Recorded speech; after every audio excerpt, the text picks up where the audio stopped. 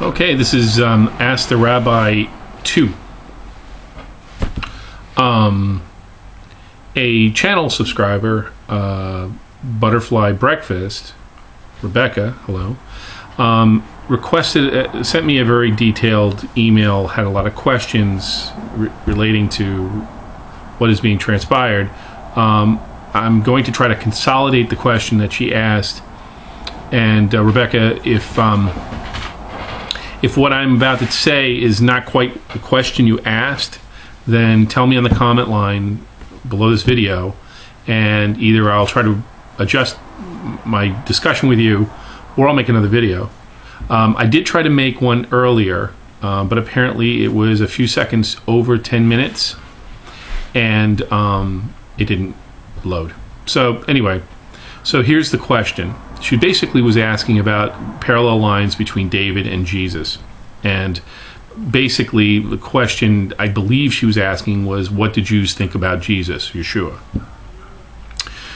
I was hoping for more questions like, why do we not eat lobster? But I was expecting something like this. So I'm going to try to give you the Cliff Notes slide down complete version here of all the Talmudic writers, and I'm going to explain it. Jews do not have a problem with Jesus as a whole.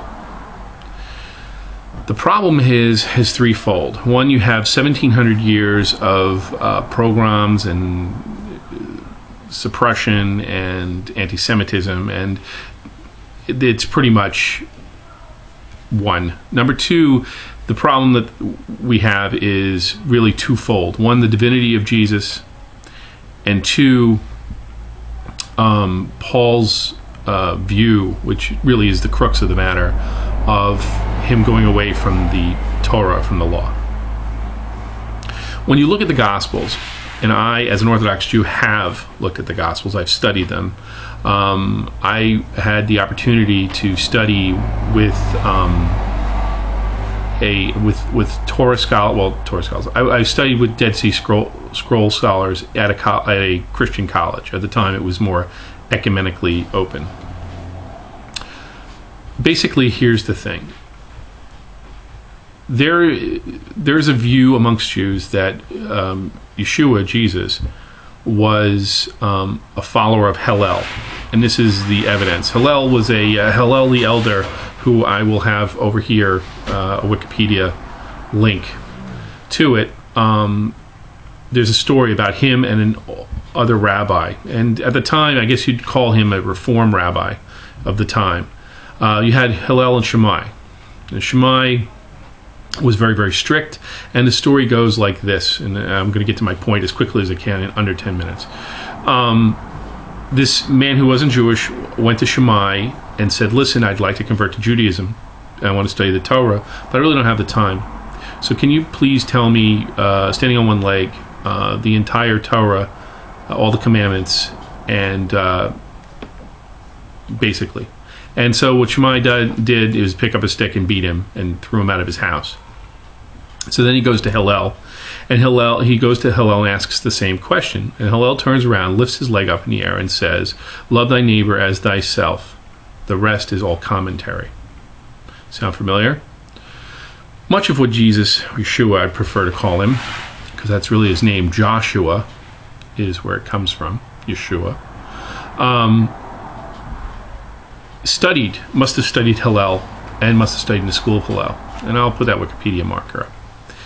So Jesus, we don't have a problem with. Jesus' life through the Gospels was not so much about human sacrifice, but he was brought together. He has been chosen by God and anointed by God. That's where the term Moshiach comes from. And I go into a little bit more detail in the other blog, a blog to my Christian friends, which we can explain later, but I want to try to be brief here. So, what he was teaching is that we should not only practice the law as an action, but also live the law, have it within us. So, and to have faith with God, even unto death. And that is the story that we get as Jews. We understand that. The other problem is the factor of we base our rulings on who is ordained by God, Moshiach, on Deuteronomy chapter 13. And I encourage you to read the entire chapter. Basically, it says very clearly, if we go after other gods. And Jesus never, Jesus referred to himself as the Son of God or Son of Man. But these terms, B'nai Elohim is the word in Hebrew. Elohim is also a word for judge, and we can go into this whole other discussion in another video. But what I'm trying to skim over here is the fact that Jews don't have a problem with Jesus being a Mashiach, being anointed for a cause. The problem we get is basically Paul's treatise in Galatians, which is where everybody stands and points to that center location, particularly in chapter 3, where, from 1 to 3, he defends himself of why he wasn't ordained an apostle, and then breaks the law. Now, I've had conversations with Messianic Jews, Messianic Christians, and they have a different view of what Galatians 3 is, but even when you read it in the Koine, it's pretty clear that he's breaking from the law. So we don't have a problem with Yeshua. We have a problem with Paul. I have a huge problem with Paul. And if you want to see that in more detail, I have something on my channel. It's called the Treatise Against Paul, or on Paul. You can check it out. It's right there. But, it's hard, like I had said in my other blog, it's hard to corner a Jew after 1,700 years of pogroms, anti-Semitism, Luther, the Holocaust, and even now people's views on Israel. It's witnessing to a Jew is like telling a small child that you love them after you've tortured and beaten them. So it's very difficult to have an intelligent ecumenical conversation as we're having right now. Much of that is starting to heal. I'm seeing a lot of people step away from replacement theology, a lot of Christians for years and years. One of my hardest troubles was having a conversation and people talking about dispensationalism. Well, this is what God did today, but tomorrow he's going to do it again. And the rationale behind dispensationalism is that if you follow that logic, then we should all be Muslim or Mormon.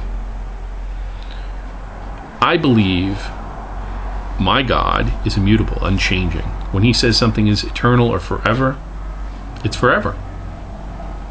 So basically, I, speaking as myself, alone in a room, no other rabbis around, I see Jesus consistent with the Torah, not against the Torah, and for living the Torah, not just saying, here I am, I'm on level J5, I'm higher than you, I'm a better Jew because I'm on level J5 and you're on level J1. What made me to get to level J5? Well, my last name is Cohen, and I give to the temple, and all this other stuff. And I think that that's what Jesus was trying to get a point to. It's not an empty action, as Isaiah chapter 1 says. Your lips, praise me, but your hearts were far away. I think that that's what he was trying to say, because Hillel said that. And I think it's consistent. So that's my short, abbreviated talk on what Jews think about Jesus. Rebecca, once again, if I'm hoping that that clarified it. If it didn't, please let me know. All right, guys. Good Shabbos. Peace.